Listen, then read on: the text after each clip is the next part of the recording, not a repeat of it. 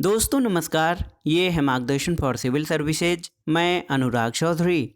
दोस्तों TGT PGT नागरिक शास्त्र रिमाइंडर श्रृंखला के अंतर्गत इस वीडियो में प्रस्तुत है नागरिक शास्त्र अथवा राजनीति विज्ञान से आयोजित परीक्षाओं के लिए भारतीय संविधान एवं राज्य व्यवस्था से संबंधित महत्वपूर्ण प्रश्नों का वन लाइनर रिवीजन नोट्स, जो आपके आगामी परीक्षाओं जैसे TGT PGT, ELT grade, government inter college प्रवक्ता, गवर्नमेंट डिग्री कॉलेज, उच्चतर शिक्षा असिस्टेंट प्रोफेसर, केंद्रीय विद्यालय संगठन और नेट जेआरएफ के साथ विभिन्न परीक्षाओं के सामान्य अध्ययन के राज्य व्यवस्था खंड के लिए बहुत ही उपयोगी है।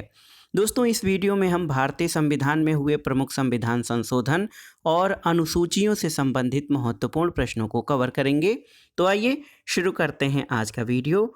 भारतीय संविधान के प्रमुख संशोधन और अनुसूचियों से संबंधित महत्वपूर्ण प्रश्न। सबसे पहले हम संविधान संशोधन से संबंधित महत्वपूर्ण प्रश्नों को देखेंगे। दोस्तों आपकी जानकारी के लिए बता दें कि 26 जनवरी 1950 को संविधान लागू किए जाने से लेकर अब तक कुल 105 संविधान संशोधन हो चुके हैं। पहला संविधान संशोधन 18 जून 1951 को और जो लेटेस्ट है 105वां संविधान संशोधन, ये 19 अगस्त 2021 को गजट में प्रकाशित हुआ और ये 15 अगस्त 2021 से प्रभावी है। तो आइए शुरू करते हैं प्रश्नों को। पहला प्रश्न है, भारतीय संविधान में 73वें और 74वें संशोधन अधिनियमों ने निम्नलिखित को सम्मिलित किया है। तो सही उत्तर है भाग 9 और भाग 9A को। दोस्तों आप जान लीजिए कि भारतीय संविधान में 73वां और 74वां संविधान संशोधन अधिनियम 1992 द्वारा संविधान में भाग 9 और भाग 9क को शामिल किया गया है। इसमें क्रमशः पंचायत और नगर पालिका संबंधी प्रावधान वर्णित हैं और पंचायत संबंधी प्रावधान 24 अप्रैल 1993 को लागू हुआ था। अगला प्रश्न है दोस्तों, देखिए महत्वपूर्ण प्रश्न है कि अनुच्छेद 368 निम्न का प्रतिनिधित्व करता है। किसका प्रतिनिधित्व करता है? तो दोस्तों भारतीय संविधान का अनुच्छेद 368 कठोरता और नमनीयता का प्रतिनिधित्व करता है, क्योंकि इसमें संविधान संशोधन की कठोर और नमनीय दोनों प्रकार की प्रक्रिया का प्रावधान किया गया है। और आप जान लीजिए भारतीय संविधान के भाग 20 के अंतर्गत अनुच्छेद 368 में संसद को संविधान संशोधन की शक्ति प्रदान की गई है। अगला प्रश्न है दोस्तों, आप देख सकते हैं महत्वपूर्ण प्रश्न है कि भारतीय संविधान में निम्नलिखित विशेषताएं पाई जाती हैं। देखिए भारतीय संविधान में संशोधन की बहुल प्रक्रियाएं हैं।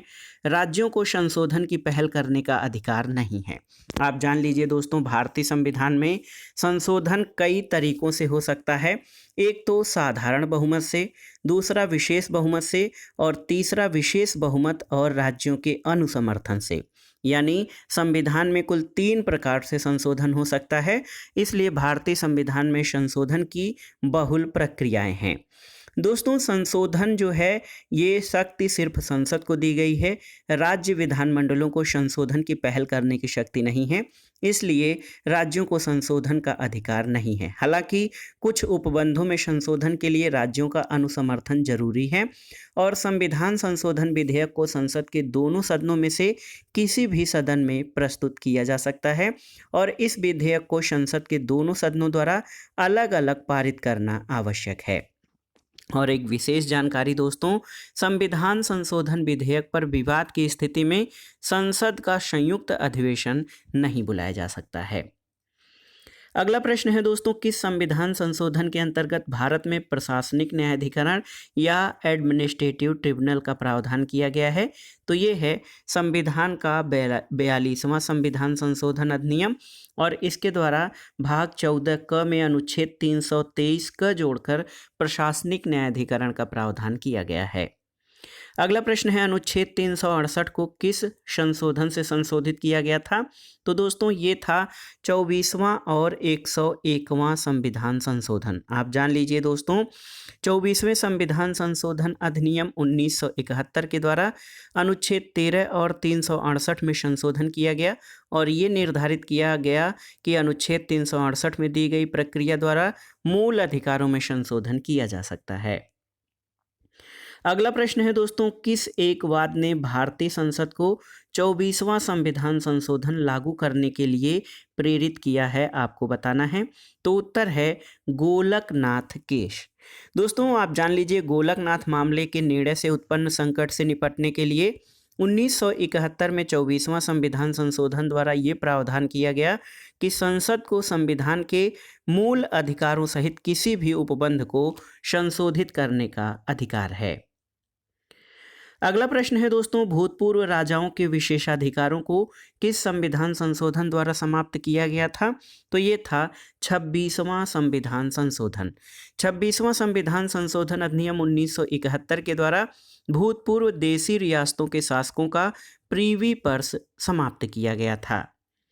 अगला प्रश्न है, हमारे संविधान में प्रीवी पर्स और विशेषाधिकारों का उन्मूलन किस संविधान संशोधन के द्वारा किया गया था? तो आप जान लीजिए 26वें संविधान संशोधन के द्वारा। अगला प्रश्न है दोस्तों, भारतीय संविधान की प्रस्तावना में 42वें संविधान संशोधन द्वारा कौन से शब्द जोड़े गए थे? तो याद रखिएगा, समाजवादी, पंथनिरपेक्ष और राष्ट्र की अखंडता। 42वां संविधान संशोधन भारतीय संविधान में बहुत ही महत्वपूर्ण है। 42वें संविधान संशोधन अधिनियम 1976 के द्वारा संविधान की प्रस्तावना में 3 नए शब्द धर्मनिरपेक्ष, समाजवादी और राष्ट्र की अखंडता को जोड़ा गया। ये धाराएं संविधान में पहले से ही निहित थीं, लेकिन इस संविधान संशोधन के द्वारा उन्हें पूरी तरह से स्पष्ट कर दिया गया था। अगला प्रश्न है दोस्तों, भारतीय संविधान की भूमिका में समाजवादी और धर्मनिरपेक्ष शब्द किस संविधान संशोधन द्वारा जोड़े गए थे? तो ये था 42वां संविधान संशोधन 1976 यानी 1976 के द्वारा। अगला प्रश्न है दोस्तों, भारत के संविधान में किस संशोधन के द्वारा मौलिक कर्तव्यों का समावेश किया गया? तो ये था 42वां संविधान संशोधन और इसके द्वारा संविधान में नागरिकों के मौलिक कर्तव्यों को जोड़ा गया था। दोस्तों संविधान में मूल कर्तव्य संबंधी प्रावधान संविधान के भाग 4 क के अनुच्छेद 51 क में वर्णित हैं और इन्हें 42वें संविधान संशोधन अधिनियम 1976 के द्वारा संविधान में जोड़ा गया था। मूल संविधान में इनकी संख्या 10 थी, लेकिन वर्तमान में मूल कर्तव्यों की संख्या जो है 11 है। एक और जानकारी कि मूल संविधान में भी मूल कर्तव्य नहीं थे। आप जान लीजिए, संविधान लागू होने के समय मूल कर्तव्य नहीं थे। मूल कर्तव्यों को संविधान में स्वर्ण सिंह समिति की सिफारिशों के आधार पर 42वें संविधान संशोधन 1976 के द्वारा जोड़ा गया था और जो दोस्तों संविधान के 86वें संविधान संशोधन 2002 के द्वारा अनुच्छेद 51 क में एक नया खंड ट जोड़कर 11वां मूल कर्तव्य जोड़ा गया है।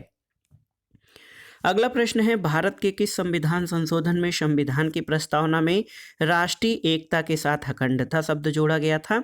तो ये था 42वां संविधान संशोधन। दोस्तों 42वें संविधान संशोधन के द्वारा समाजवादी, पंथनिरपेक्ष और अखंडता शब्दों का समावेश प्रस्तावना में किया गया है। अगला प्रश्न है दोस्तों, भारतीय संविधान के किस संशोधन के द्वारा आंतरिक अशांति पद के स्थान पर सशस्त्र विद्रोह शब्द का प्रयोग किया गया है? तो ये है 44वां संविधान संशोधन। दोस्तों आप जान लीजिए कि 44वां संविधान संशोधन के द्वारा अनुच्छेद 352(1) में आंतरिक अशांति के स्थान पर सशस्त्र विद्रोह पद का प्रयोग किया गया और इस प्रकार अनुच्छेद 352(1) में आपात उद्घोषणा अब आंतरिक अशांति के स्थान पर नहीं बल्कि सशस्त्र विद्रोह पर ही की जा सकेगी। अगला प्रश्न है दोस्तों, कौन सा संशोधन जो है मिनी संविधान कहा जाता है? तो 42वां संविधान संशोधन मिनी संविधान कहा जाता है। अगला प्रश्न है, अनुच्छेद 352 में भारतीय संविधान के किस संविधान संशोधन को अधिनियम के द्वारा आंतरिक अशांति के स्थान पर सशस्त्र विद्रोह शब्द का प्रयोग किया गया? तो ये था 44वां संविधान संशोधन अधिनियम। दोस्तों आप जान लीजिए कि 44वां संविधान संशोधन अधिनियम जो है इसके द्वारा जो 1978 में हुआ था, इसके द्वारा अनुच्छेद 352 में संशोधन करके आंतरिक अशांति के स्थान पर सशस्त्र विद्रोह शब्द को रखा गया। साथ ही इस संशोधन के द्वारा राष्ट्रीय आपातकाल की उद्घोषणा के लिए मंत्रिपरिषद की मंत्रिमंडल की लिखित सिफारिश का प्रावधान किया गया। यानी इसमें ये प्रावधान किया गया कि राष्ट्रपति द्वारा अनुच्छेद 352 के अंतर्गत आपातकाल की घोषणा तभी की जा सकेगी जबकि मंत्रिमंडल लिखित रूप में राष्ट्रपति को ऐसा परामर्श दे। अगला प्रश्न है दोस्तों, वह संविधान संशोधन जिसने राज्य की नीति निर्देशक सिद्धांतों का विस्तार किया, तो ये था 42वां संविधान संशोधन। बहुत ही महत्वपूर्ण है दोस्तों। राज्य के नीति निर्देशक सिद्धांतों का विस्तार 42वें संविधान संशोधन अधिनियम 1976 के द्वारा किया गया था और इसके द्वारा नीति निर्देशक सिद्धांतों को अधिक व्यापक बनाने, उन्हें मूल अधिकारों जिनकी आड़ लेकर सामाजिक आर्थिक सुधारों को निष्फल बनाया जा रहा है, उस पर वरीयता देने का कार्य किया गया। और आप जान लीजिए दोस्तों, संविधान के 42वें संविधान संशोधन द्वारा नीति निर्देशक सिद्धांतों का विस्तार किया गया था।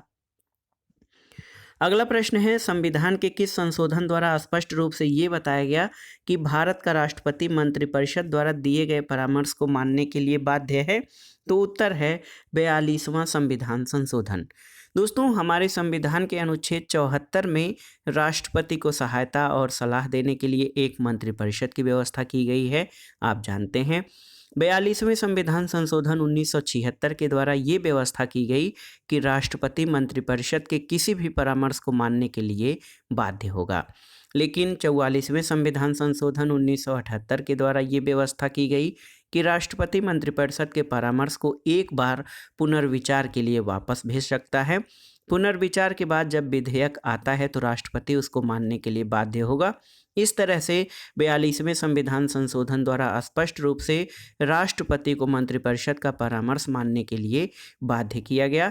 लेकिन 44वें संशोधन द्वारा इसे एक बार परामर्श को पुनर्विचार के लिए वापस करने का अधिकार दिया गया। अगला प्रश्न है दोस्तों, भारत के संविधान में 10वीं अनुसूची जोड़ी गई है किस संशोधन अधिनियम के द्वारा? तो उत्तर है 52वें संविधान संशोधन अधिनियम के द्वारा दोस्तों संविधान में 10वीं अनुसूची जोड़ी गई है। और 10वीं अनुसूची में दल बदल विरोधी कानून विषयक प्रावधान है और ये अनुसूची 52वां संविधान संशोधन अधिनियम 1985 के द्वारा जोड़ी गई।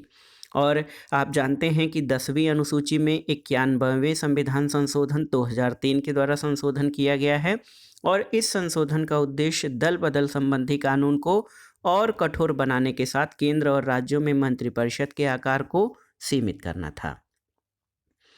अगला प्रश्न है दोस्तों, राजनीतिक अस्थिरता को जन्म देने वाली दल बदल की परंपरा को किस संशोधन के द्वारा सीमित किया गया है?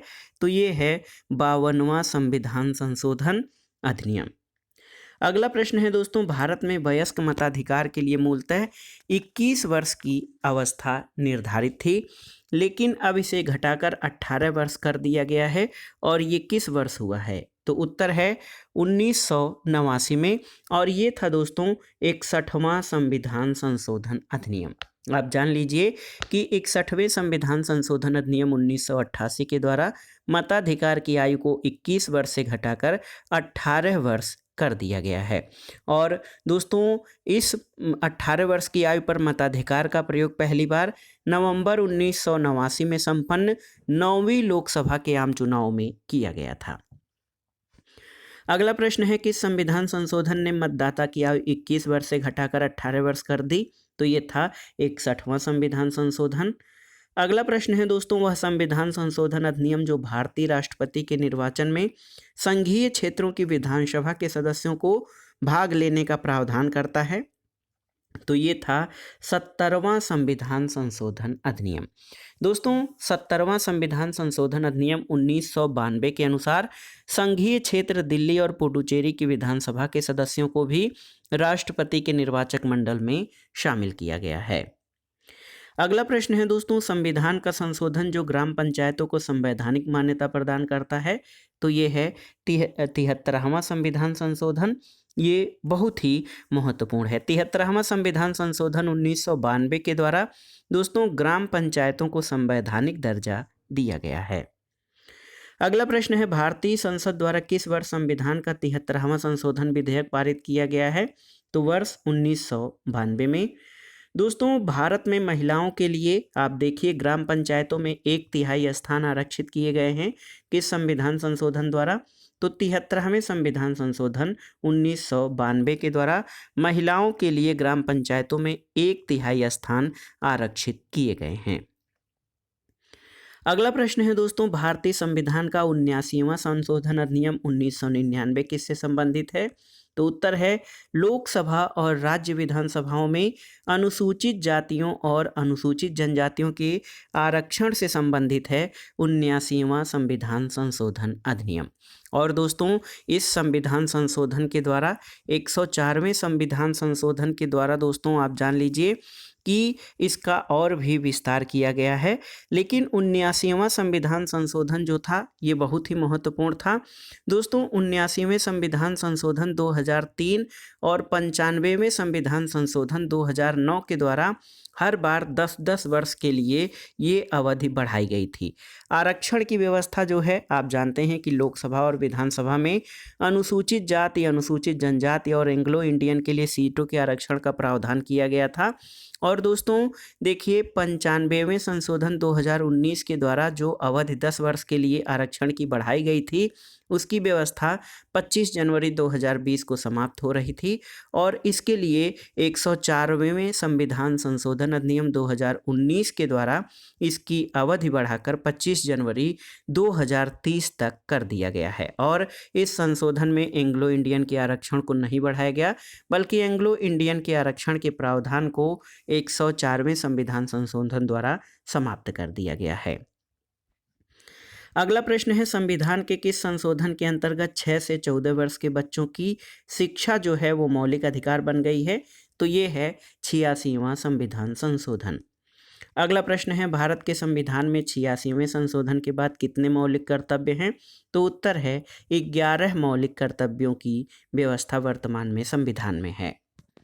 अगला प्रश्न है दोस्तों भारत के संविधान में जो है किस संशोधन के द्वारा संपत्ति के अधिकार को मौलिक अधिकार के स्तर से वंचित कर दिया गया, यानी मौलिक अधिकारों की श्रेणी से हटा दिया गया है? तो उत्तर है संविधान के 44वें संविधान संशोधन अधिनियम से। दोस्तों भारतीय संविधान संशोधन का 44वां संविधान संशोधन अधिनियम कब?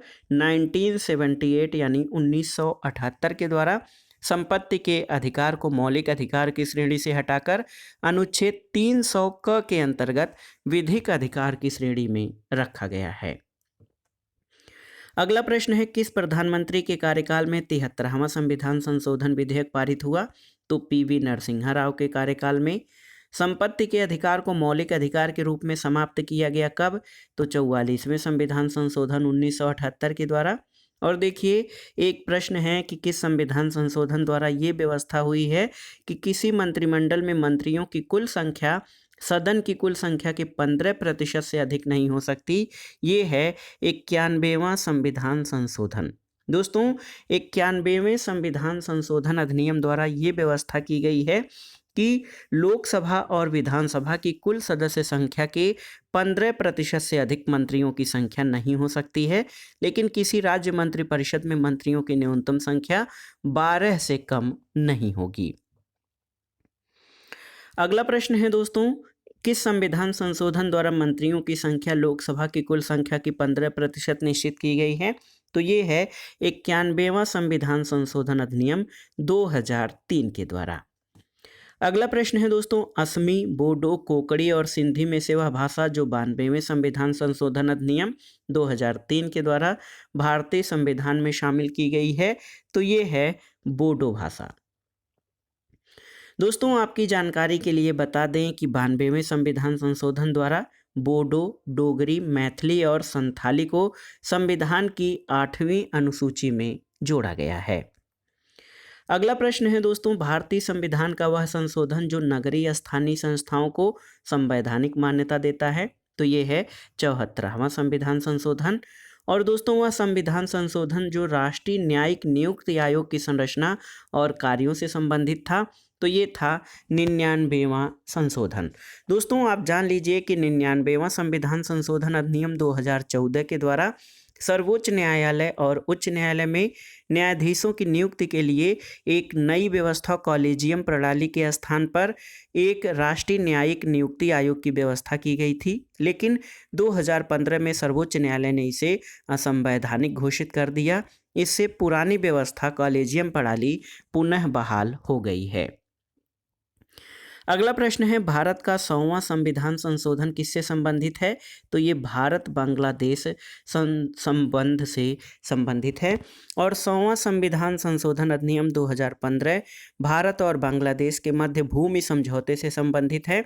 इस संशोधन का उद्देश्य भारत और बांग्लादेश के मध्य हुए 41 साल पुराने भू सीमा विवाद यानी LBA 1974 को प्रभाव में लाना है। ये बहुत ही महत्वपूर्ण प्रश्न थे दोस्तों भारत के संविधान संशोधन से। और लेटेस्ट संविधान संशोधन आप तैयार कर लीजिएगा। और आपकी जानकारी के लिए बता दें कि 100वां, 101वां, 102वां, 103, 104 और 105वें संविधान संशोधन पर हम अलग से एक वीडियो बना लेंगे, तो उससे आप जो लेटेस्ट संविधान संशोधन हैं उन सभी को भी जान पाएंगे। संविधान संशोधन के बाद आइए अनुसूची यानी शेड्यूल से संबंधित महत्वपूर्ण प्रश्नों को देख लेते हैं। पहला प्रश्न है दोस्तों, भारतीय संविधान में कुल कितनी अनुसूचियां हैं? तो भारतीय संविधान में कुल 12 अनुसूचियां हैं। और आप जान लीजिए मूल संविधान में अनुसूचियों की संख्या कितनी थी? तो मूल संविधान में कुल 8 अनुसूचियां थीं, लेकिन बाद में दोस्तों संविधान संशोधनों के द्वारा 9वीं अनुसूची, 10वीं, 11वीं और 12वीं अनुसूची को संविधान में शामिल किया गया। इनके बारे में जान लेते हैं। 9वीं अनुसूची को प्रथम संविधान संशोधन अधिनियम 1951 के द्वारा, 10वीं अनुसूची को संविधान के 52वें संशोधन अधिनियम 1985 जो कि दल बदल से संबंधित था उसके द्वारा, 11वीं और 12वीं अनुसूची को क्रमशः 73वें और 74वें संविधान संशोधन अधिनियम 1992 के द्वारा संविधान में जोड़ा गया है। तो याद रखिएगा, वर्तमान में दोस्तों कुल 12 अनुसूचियां हैं, लेकिन मूल संविधान में अनुसूचियों की संख्या केवल 8 थी। अगला प्रश्न है दोस्तों, राज्य, संघ राज्य, क्षेत्र, राज्यों के नाम और राज्य क्षेत्र तथा नागरिकता में से भारतीय संविधान की पहली अनुसूची का प्रावधान नहीं है।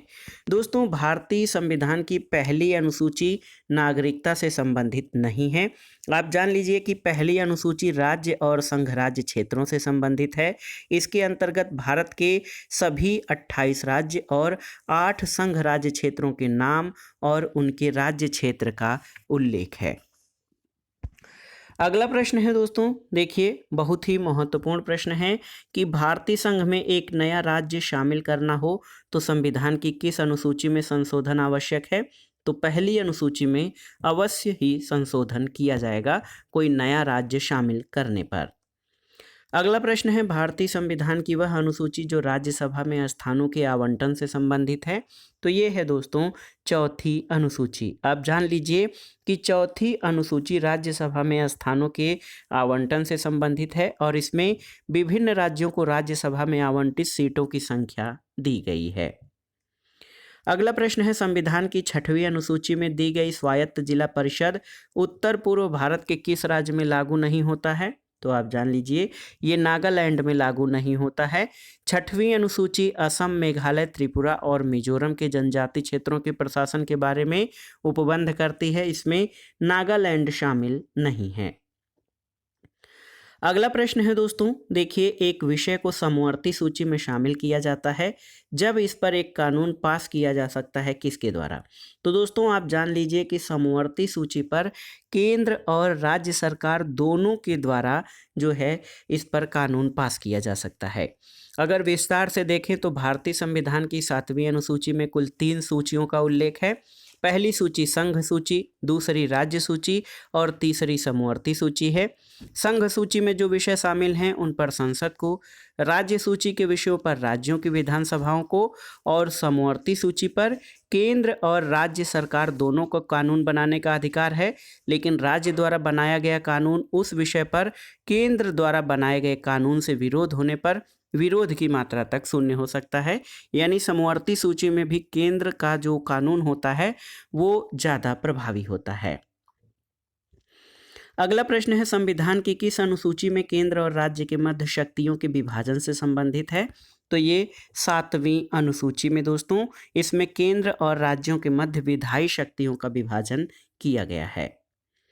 अगला प्रश्न है, भारतीय संविधान की समवर्ती सूची में क्या शामिल नहीं है? तो उत्तर है लोक व्यवस्था शामिल नहीं है 7वीं सूची में। और आप जान लीजिए राज्य सूची के अंतर्गत ये शामिल किया गया है। और अन्य सभी विषय जैसे जनसंख्या नियंत्रण, परिवार नियोजन, आर्थिक और सामाजिक योजना, विवाह और विवाह विच्छेद, ये सभी दोस्तों समवर्ती सूची में शामिल हैं।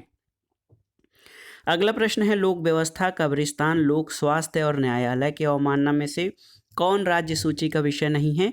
तो न्यायालय की अवमानना राज्य सूची का विषय नहीं है। अगला प्रश्न है, विदेशी ऋण, डाकघर बचत बैंक, अंतर्राज्यिक व्यापार और कृषि आय पर कर में से कौन सा संघ सूची का विषय नहीं है? तो दोस्तों कृषि आय पर कर जो है ये संघ सूची का विषय नहीं है। देखिए, कृषि आय पर कर राज्य सूची का विषय है, हालांकि कृषि आय से भिन्न आयकर पर संघ सूची जो है वो विषय में शामिल है। अगला प्रश्न है, विवाह और तलाक, नागरिकता, बैंकिंग और अंतर्राज्य व्यापार में से कौन सा विषय संघ सूची का नहीं है? तो विवाह और तलाक। दोस्तों विवाह और तलाक जो है ये क्या है?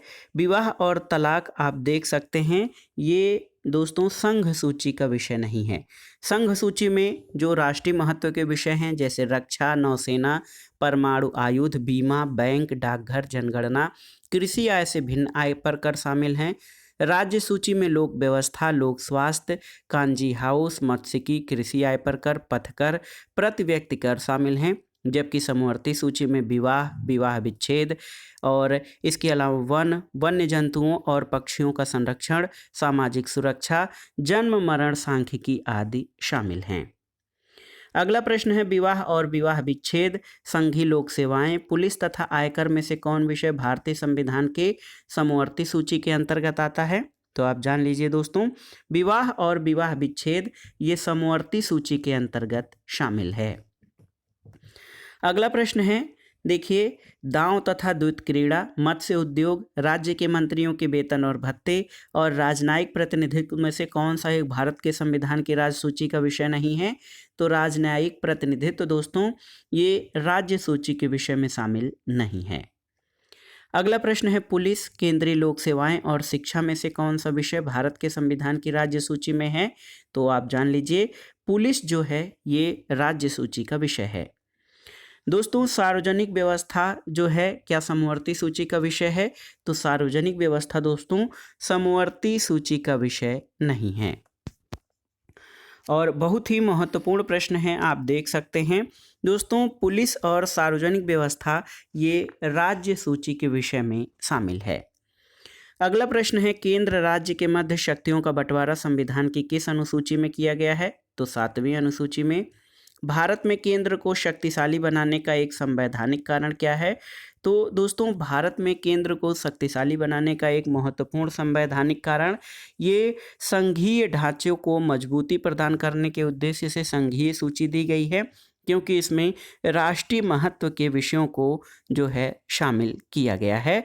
और आप जान लीजिए कि जो महत्व के विषय हैं भारतीय संविधान में संघीय ढांचे को मजबूती देने के लिए जो विषय केंद्र और राज्यों को निश्चित किए गए हैं उनमें महत्वपूर्ण विषयों पर जो है कानून बनाने का अधिकार संघ को है, यानी केंद्र को शक्तिशाली बनाने के उद्देश्य से इन सूचियों का जो है दोस्तों प्रावधान किया गया है, संघ सूची, राज्य सूची और समवर्ती सूची।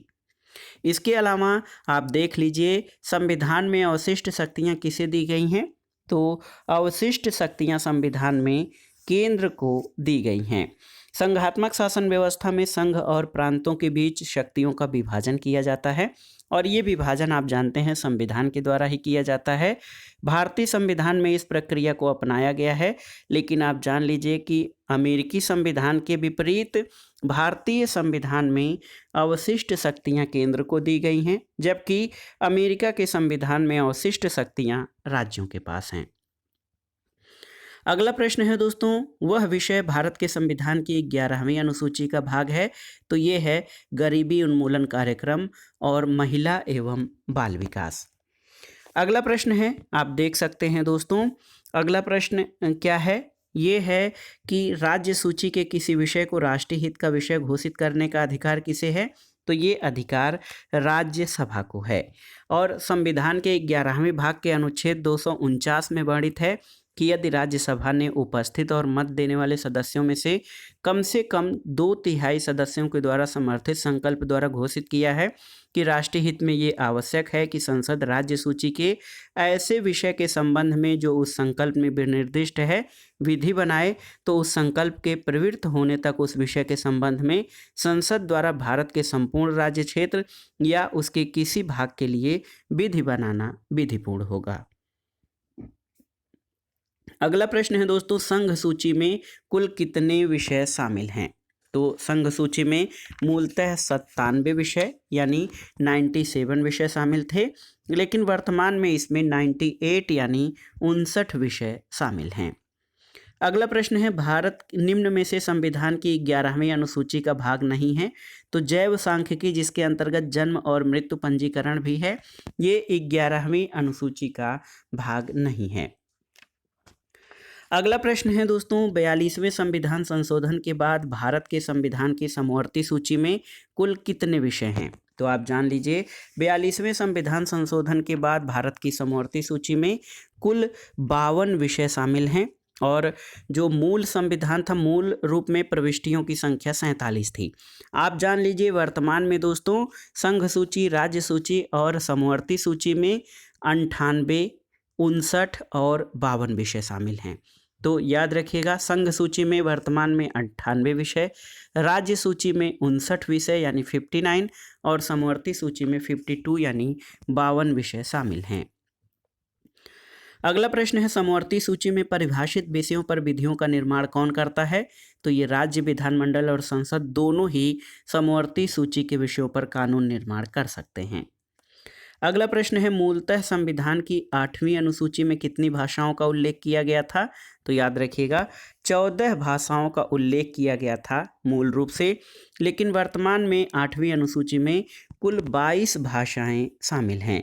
आप जान लीजिए कि 8वीं अनुसूची में 22 भाषाओं को जो है मान्यता प्राप्त है। 8वीं अनुसूची में जो शामिल भाषाएं हैं उनको देख लीजिए, असमिया, बंगाली, गुजराती, हिंदी, कन्नड़, कश्मीरी, कोंकणी, मणिपुरी, मलयालम, मराठी, नेपाली, उड़िया, पंजाबी, संस्कृत, सिंधी, तमिल, तेलुगु, उर्दू, बोडो, डोगरी, संथाली और मैथिली, ये 22 भाषाएं 8वीं अनुसूची में शामिल हैं। अगला प्रश्न है, भारतीय संविधान की 8वीं अनुसूची में हिंदी, अंग्रेजी, संस्कृत और संथाली में से कौन सी भाषा शामिल नहीं है? तो 8वीं अनुसूची में अंग्रेजी भाषा शामिल नहीं है। भारत के संविधान की 8वीं अनुसूची का संबंध किससे है? तो ये भाषा से है। भारतीय संविधान की 10वीं अनुसूची का संबंध किससे है? तो ये दल परिवर्तन निर्भरता के प्रावधान से संबंधित है, यानी दल बदल विरोधक कानूनी प्रावधान जो है भारतीय संविधान की 10वीं अनुसूची में वर्णित है। अगला प्रश्न है दोस्तों, भारतीय संविधान में दल बदल निरोधक अधिनियम के संबंध में प्रावधान कहाँ पर किया गया है? तो आप जान लीजिए 10वीं अनुसूची में। और इसके लिए महत्वपूर्ण आप जानते हैं कि दोस्तों भारतीय संविधान में 10वीं अनुसूची 52वें संविधान संशोधन 1985 के द्वारा जोड़ी गई है। 10वीं अनुसूची में 51वें संविधान 91वें संविधान संशोधन 2003 के द्वारा संशोधन किया गया है और इस संशोधन का उद्देश्य दल बदल पर रोक लगाने के साथ केंद्र और राज्यों में मंत्रिपरिषद के आकार को सीमित करना था। अगला प्रश्न है दोस्तों, संविधान की 12वीं अनुसूची किसके कार्यों से संबंधित है? तो ये नगर पालिकाओं के कार्यों से संबंधित है। आप जान लीजिए दोस्तों, संविधान की 12वीं अनुसूची में नगर पालिका से संबंधित कार्यों का प्रावधान है और इस अनुसूची के तहत नगर पालिकाओं को कुल 18 विषय प्रदान किए गए हैं और इस अनुसूची को 74वें संविधान संशोधन के द्वारा स्थापित किया गया है। अगला प्रश्न और इस वीडियो का आखिरी प्रश्न है, भारतीय संविधान की 12वीं अनुसूची में कुल कितने विषयों को शामिल किया गया है? तो आप जानते हैं दोस्तों, 12वीं अनुसूची में कुल 18 विषयों को शामिल किया गया है। बहुत ही महत्वपूर्ण है। 18वीं जो है दोस्तों 12वीं अनुसूची में जो है नगर पालिकाओं को कुल 18 विषय प्रदान किए गए हैं। दोस्तों ये था आज का वीडियो। भारतीय संविधान एवं राज्य व्यवस्था के अंतर्गत प्रमुख संविधान संशोधन और संविधान की अनुसूचियों से संबंधित महत्वपूर्ण प्रश्न जो आपके आगामी परीक्षाओं के लिए बहुत ही उपयोगी है। आप इन प्रश्नों को तैयार कर लीजिएगा। दोस्तों वीडियो आपको कैसा लगा हमें कमेंट बॉक्स में ज़रूर बताइएगा। वीडियो को लाइक करें, शेयर करें और इस चैनल मार्गदर्शन फॉर सिविल सर्विसेज को सब्सक्राइब करें। वीडियो देखने के लिए धन्यवाद दोस्तों। नमस्कार।